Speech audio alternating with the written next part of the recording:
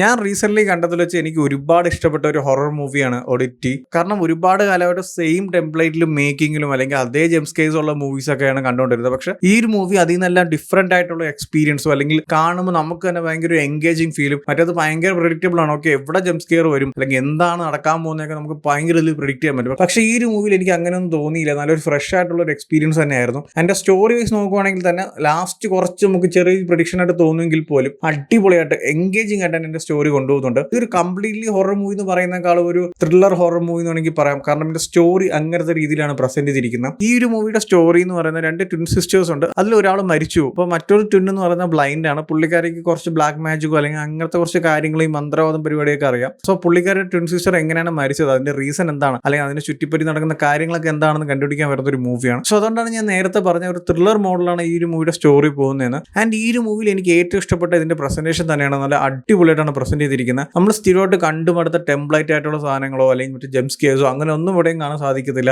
അടിപൊളിയായിട്ടാണ് ഓരോ കാര്യങ്ങളും, each and every sequence, അതായത് ജംസ്കേഴ്സ് ആയാലും ശരി, അല്ലെങ്കിൽ ആ ഒരു ഹൊറർ എലമെന്റിൽ നമ്മൾ എൻഗേജ് വെച്ച് കൊണ്ടുപോകുന്നതായാലും എല്ലാം അടിപൊളിയാണ്. എസ്പെഷ്യലി രാത്രിയൊക്കെ ഹെഡ്സെറ്റ് ഒക്കെ വെച്ച് കാണാൻ പറ്റിയ ഒരു കിഡിലെ മൂവിയാണ്. ഭയങ്കര ഫീലാണ് രാത്രിയൊക്കെ ഇരുന്ന് കാണാനായിട്ട്. നല്ല രീതിക്ക് പേടിപ്പെടുത്തുന്ന ഒരുപാട് കിഡിലെ സീക്വൻസ് ഉണ്ട്. അതുപോലെ തന്നെ നമ്മളെ ഹോണ്ട് ചെയ്യുന്ന ഓരോ കാര്യങ്ങളുണ്ട്. കാരണം സിനിമ കണ്ട് കഴിഞ്ഞാലും കുറെ കാര്യങ്ങളൊക്കെ നമ്മുടെ മനസ്സിന് പെട്ടെന്നൊന്നും പോകത്തില്ല. എസ്പെഷ്യലി സൗണ്ട് എഫക്ട്സ് ഒക്കെ നമുക്ക് ഇങ്ങനെ കേട്ടോണ്ടിരിക്കും. ആൻഡ് ഈ ഒരു മൂവിയുടെ കറന്റ് സിറ്റുവേഷന്റെ കൂടെ തന്നെ ഞാൻ നേരത്തെ പറഞ്ഞ പോലെ ട്വിൻ സിസ്റ്റർ മരിക്കുന്ന കാര്യങ്ങളൊക്കെ നോൺ ലീനിയർ ആയിട്ട് അടിപൊളിയായിട്ട് പാരലി കൊണ്ടുപോകുന്നുണ്ട്. അതുകൊണ്ട് തന്നെ ആ ഒരു എൻ്റയർ മൂവിയുടെ പ്രസന്റേഷൻ ആയാലും സീക്വൻസ് ആയാലും അല്ലെങ്കിൽ അതിന്റെ പ്ലേസ്മെന്റ് ആയാലും എല്ലാം അടിപൊളിയായിരുന്നു. ഒരിക്കലും നമുക്ക് പ്രിഡിക്റ്റ് ചെയ്യാൻ പറ്റില്ല ഇവിടെ ജംസ്കെയർ വരാൻ പോകുന്നു അല്ലെങ്കിൽ ഇവിടെ ഇന്ന കാര്യം നടക്കാൻ പോകുന്നു. അങ്ങനെയല്ല, പെട്ടെന്നാണ് പല കാര്യങ്ങളും നടന്നിരിക്കുന്നത്. സോ അതുകൊണ്ട് തന്നെ എക്സ്പീരിയൻസ് എനിക്ക് ഭയങ്കര ഇഷ്ടപ്പെട്ടു. ആ സ്റ്റോറിയുടെ കൂടെ അത് അടിപൊളിയായിട്ട് തന്നെ ബ്ലെൻഡ് ചെയ്ത് വരുന്നുണ്ട്. ആൻഡ് ഇതിന്റെ എൻഡിലോട്ടൊക്കെ വരുമ്പോൾ ചെറിയ രീതിയിൽ പല കാര്യങ്ങളും പ്രിഡിക്റ്റ് ചെയ്യാൻ പറ്റും നമുക്ക്. അപ്പോൾ സ്റ്റോറി വൈസ് ആണെങ്കിൽ കൂടെ തന്നെ നമുക്ക് വിചാരിക്കും ഇങ്ങനെ ആയിരിക്കും, ചിലപ്പോൾ പ്രിഡിക്റ്റ് ചെയ്യുന്ന പോലെ നടക്കും. അത് ആ ഒരു സ്റ്റോറിയുടെ ഇതാണ് നമ്മൾ, കാരണം ഒരുപാട് ഇതുപോലത്തെ സ്റ്റോറീസ് ഒക്കെ കണ്ടിട്ടുള്ളതാണ്. പക്ഷെ എന്തായാലും ആ ഒരു ഹൊറർ എലമെന്റ് എന്ന രീതിയിൽ നോക്കുവാണെങ്കിൽ നല്ലൊരു അടിപൊളി എക്സ്പീരിയൻസ് ആയിരുന്നു. സ്ഥിരമായിട്ടുള്ള ഹൊറർ മൂവീസ് ഒക്കെ കണ്ടുമടുത്തവരാണെങ്കിൽ നിങ്ങൾക്ക് നല്ലൊരു എക്സ്പീരിയൻസ് ആയിരുന്ന മൂവി ആയിരിക്കും. സോ എന്തായാലും ചെക്ക് ചെയ്ത് നോക്കുക. ഓൾറെഡി ഈ ഒരു മൂവി കണ്ടവരാണെങ്കിൽ നിങ്ങളുടെ ഒപ്പീനിയൻസ് എന്താ വെച്ചാൽ കമന്റ് ചെയ്യൂ. വീഡിയോ ഇഷ്ടപ്പെട്ടാൽ ലൈക്ക് ചെയ്യൂ, ഷെയർ ചെയ്യൂ. ഇതുപോലത്തെ കൂടുതൽ വീഡിയോസിനായി ചാനൽ സബ്സ്ക്രൈബ് ചെയ്യൂ.